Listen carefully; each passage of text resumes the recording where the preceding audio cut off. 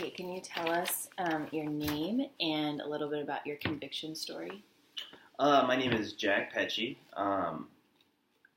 When I was 17, I was convicted of charged with first degree robbery, and pled down to a 20-year sentence of first degree theft and conspiracy to commit armed robbery. And did you say how old you were when that happened? I was 17. You're 17. So then you're arrested, you're tried for all those accounts, and then what happened? And then I was sentenced to a term not to exceed 20 years in prison. And then subsequently went to prison. So were you in an adult prison or juvenile? Yes, I was in adult prison.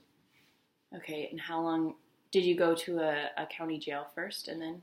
Yeah, so I went to a county jail for initially right after the charge, and then was bonded out. And then after I accepted the plea deal, then I went back to county jail, waiting for a bus to take me to the classification center, which essentially is the prison where they classify you. They also take care of your initial medical needs as well as mental health needs, and then designate what classification you'll have as far as minimum, medium, maximum security.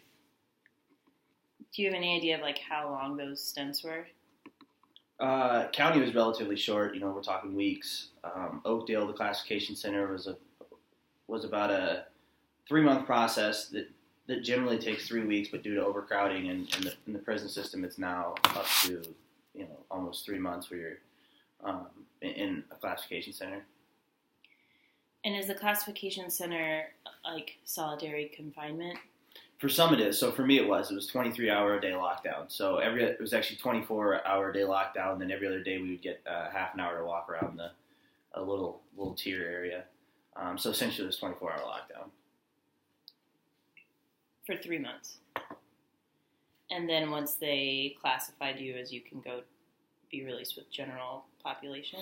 Well, then they classify you, then you get sent to the prison that you're going to go to. So in my case, they sent me to a prison called Fort Dodge, which is a medium maximum security prison in Iowa.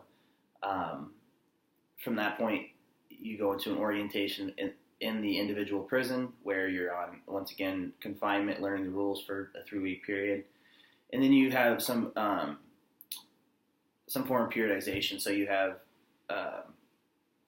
the longer you're in the prison, progressively you get more what level in that prison you're on changes. So, you start out at the bottom, which is a lot of being locked down, a lot of controlled movement, and then the longer you're there, the more, privileges or freedoms you have, just like the ability to go to the library more often, or to be outside of your cell, or shower more often, whatever it may be. So how long were you there? How long did it take you to, earn the highest level of freedom that you had there? Year and a half, probably. And what were the limitations to that autonomy? The limitations to the... of the most freedom that you had there? What did that really look like? It looked like... could you go outside whenever you wanted to? It looked like having very little freedoms as opposed to having very, very little freedoms. Right. Okay. So prior to being convicted, did you have any mental health diagnosis? Nothing specifically. No, I don't think any official diagnosis other than maybe, anxiety or depression around my brother's deaths or something like that. Nothing. So were you weren't receiving any kind of treatment or medication prior? No. And then what was your experience with mental health inside of the prison? So everybody sees some psychiatrist or some form immediately upon getting there, right? You spend 10 minutes. They generally, I can't speak to other people's. I can't speak confidently about what other people's experiences were, but we did talk about these experiences. So, I mean, I feel like I have a pretty good understanding of the aggregate mental health care of, for example, the prison I was in, which was a couple thousand people were there. Basically, so from the onset, as a form of like liability or the state, the prison system has to provide mental health care, right? They have to check the box, right, for mental health care. From that point, the actual mental health care and medical care in general that was provided was abysmal at best. I mean, it was really horrific care. So you had a massive amount of people. I mean, something in the range of, a majority, like let's say 60 or 70% of the prison was either on Seroquel or was diagnosed bipolar and on Seroquel or some or Thorazine or some massive antipsychotic medication, right? So I mean, I literally in hundreds and hundreds of people I talked to about mental health and what they were diagnosed with and what they were prescribed, you literally seen almost 90% of them bipolar Seroquel. So it was kind of like a just check off the box or bipolar. So it wasn't. I mean, what the odds are of finding a population or demographic that just happens to be 80% bipolar and just requires Seroquel because it's a cheap medication is unlikely. So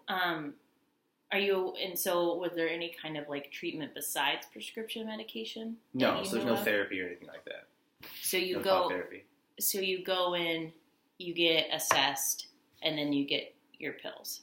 Yes, so you go through probably a 10, 15-minute assessment process that's lumped in with the physical and all the other medical care. And then I would imagine you would see some psychiatrist again maybe once a year at most for the rest of your stay. Again, another 10-minute, 10-minute conference or whatever, and then that's it. And then you get your and then so tell us a little bit about how pills are distributed, kind of agencies within that. How's that regulated? Once you're diagnosed and told you need to be on this medication. So there's something called a pill line, essentially, where there's an open window, like you're getting ice cream or like you're going to Dairy Queen, you're going to an open window and they just hand you your medication, make sure you swallow it, check your throat, make sure you didn't cheek it or hold it, and that's at like 4:30 in the morning. They do one, and there's one at like 9:30 at night for morning and afternoon, and there's an afternoon one as well. So you just go there daily and get your medication. So let's say you slept in. Yeah. So if you slept in, like, let's say 3 times, with your medication 3 times, you would get in trouble for that.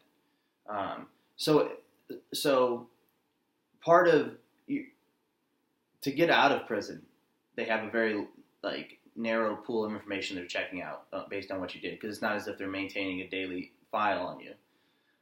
Basically, one of the conditions with what you would get released is that you're following a treatment program. That treatment program is the medication and psychiatric care is part of that treatment program. So if you start refusing your medication, 2 things could happen. First off, to totally get off the medication, you have to go to pill line every day and refuse that medication for a certain amount of time before they'll see you. Okay. So you just go in line, you wait your turn, and you say, I'm not taking it. Yes. Yeah, so you get up 4:30 in the morning, you walk in line, you wait in line, for 20, 30 minutes, then you say, I'm refusing to take this, or I'm not taking this. And you do that so many times, and then they'll eventually, get you off it. But again, that'll be marked in your case file, so it'll show that you're not following through on your treatment obligations. And that coincides with an early release. Well, it coincides with getting released at all. There's almost the way the sentencing is structured in Iowa, for example, everybody gets exorbitant amounts of time. So I got a 20-year sentence, for example. I end up doing 4 or 5 years on that 20 years, but they have the ability to make me do much more. So as a means to, I think as a means to control people, right? Because they both from the sentencing process. or the conviction process, charging you with an exorbitant amount of time so that you're compelled to plea out to a smaller amount of time, to the amount of time you do inside as a form of obedience. What better thing to hold over your head than the amount of time you're going to actually do to render people more obedient. I'm wondering also of your awareness of like suicide ideation or attempts or people being hospitalized. Mm-hmm. So it's really not, if you're in really dire straits in there, right? It's really not a good idea. There's no benefit to being under psychiatric care, enhanced psychiatric care, or to committing suicide unless you're absolutely committed to the idea of committing suicide, because as soon as they get a whiff, or as soon as there's an attempt, or even speaking about attempt, what they consider elevated care means putting you in a straitjacket and leaving you in a dark room or light room 24/7, isolated by yourself, with the rest of the people that are in the psychiatric wing that are yelling and screaming constantly, morning, noon, and night, who are going crazy, who are being withheld serious medical care. So there's a strong impetus to not speak about any issues you have going on. So your experience is that if someone did kind of get to that point, and people found out, then they would just be swept away into what you just described. They would be heavily sedated to the point where, and might I add, sedated and also not being watched, so not being, checked up or anything, but sedated through, heavy medicine like Thorazine or something like that, where it renders a person not even able to talk, essentially, slobbering on themselves. They would be pumped full of medicine there and then put in a straitjacket and left in an isolated area for a significant amount of time. Let's say, 3 days to a week or whatever it may be, until they can come back. So they'll continue to come back and ask you if you're okay. And at that point, you're compelled to say you're okay because the situation they just put you in, it's unspeakable. Isolation is unspeakable. I mean, it's... So then the idea of a person going to a hospital or getting, what maybe our mainstream person would get outside of incarceration, it doesn't happen. It's not even in the realm of possibilities. Not even, yes, it's not even in the realm of possibilities. So I wanted to talk to you about the environment of just being in prison and any thoughts that you had about what that environment was like, and any kind of intersection with mental health or development of mental health while in that environment. Well, it's difficult to assess actual mental health statistics in prison because the similarities between bipolar diagnosis and or personality disorders, mental health, and the symptoms from those, and also the almost identical symptoms that you would get from drug use, from significant drug use. So it's hard to identify where one begins and one ends. Also, I think there's a lot of research talking about a lot of dual diagnosis research. So there's probably a significant amount of people in there are dealing with both drug addiction and mental health. As far as accurately assessing what their mental health needs are, I'm not sure you're just not getting that in there. I guess I'm kind of wondering about too, because in social work we learn a lot about person and their environment, and so when we look at people in the prison industrial system, and then we're looking at it through a mental health lens and talking about treatment, I'm wondering if they're, just the experience of being in this environment and how that imposes or doesn't impose on your mental health, just environmentally speaking.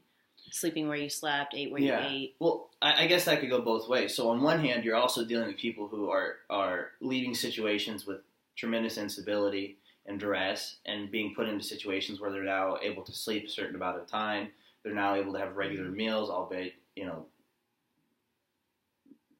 not good, and relative stability. On the other hand, you're also confining individuals into an animalistic primal environment where everything around them is concrete. They're being locked down. They're being withheld of their freedoms, and they're being treated by animals at every step of the way. There's certainly no appearance of rehabilitation or reformation in there. It's very clear. Might not be on the outside. It's very clear on the inside what the purpose of the carceral system is. And so I can't imagine that has a beneficial effect on mental health. Can you say more to that purpose that you were talking about? You mean what the purpose is it for? Uh-huh. Well, I mean, it's clear. It's clear as soon as you step in the doors that any modicum of rehabilitation is forgotten. So it's clear that the primary purpose is confinement, incarceration, obedience, subordination, and so that has to breed some sort of impact. Yeah, impact on mental health. Right, because for a majority of people, they're already coming from extremely stressed and chaotic scenarios, so they're coming into a more structured routine scenario. But that structured routine also goes into extreme lack of autonomy and independence and respect, and in fact, animalistic treatment. Yes, I would say the lack of humanity is the primary, probably the primary issue, the one that's felt most directly. So it'd be hard not to assume that, the lack of humanity treatment doesn't impose on somebody's mental health. Probably. Especially in conjunction if you're dealing with addiction and kind of the loss that comes with incarceration too. Is there anything else to add to talking about mental health and the prison system? No, that about covers it. All right. Thanks, Jack. All right.